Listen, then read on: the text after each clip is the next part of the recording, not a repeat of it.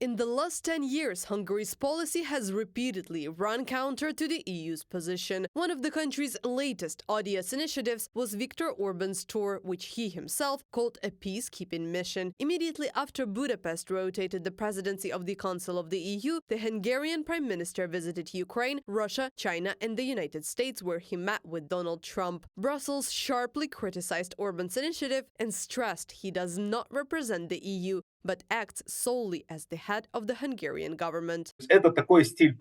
This style of politics is quite risky, and here Orban acts as a frontman for the entire right-wing European movement, where he also talks to Putin, and he is not afraid to make some claims to the European Union, European institutions, which may be feared by more respectable politicians from Greece or Bulgaria.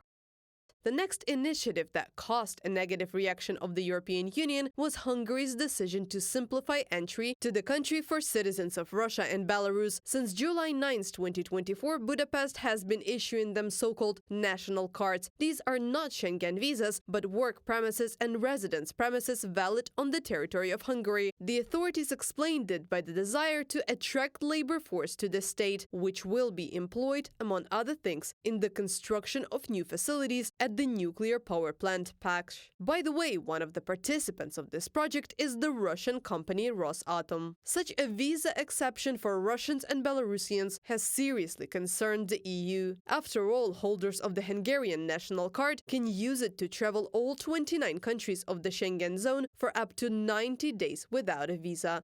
Hungary's unilateral decisions, including the facilitation of visas for citizens of Russia and Belarus, contradict EU values, solidarity principles and agreements. Hungary's allowing citizens of aggressor country Russia and co-conspiration country Belarus to travel freely in Europe increases security risks. Gitanas Nausėda, president of Lithuania, in a comment to Alpha.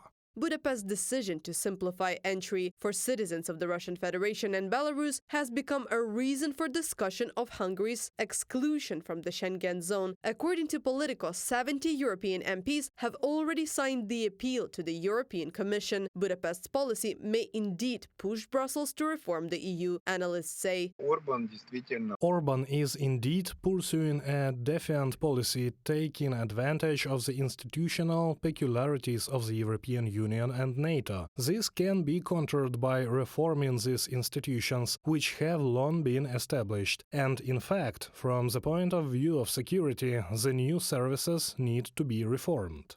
Budapest creates serious loopholes for spying activities of the Russian and Belarusian intelligence services with its decision on simplified entry for Russians and Belarusians, said the head of the European People's Party faction in the European Parliament, Manfred Weber. He urged the heads of state and government of the European Union to consider the issue of Hungary's national map at the next summit in October. Reported by Anastasia Tarnavska, Andriy Dmitrenko, UATV News.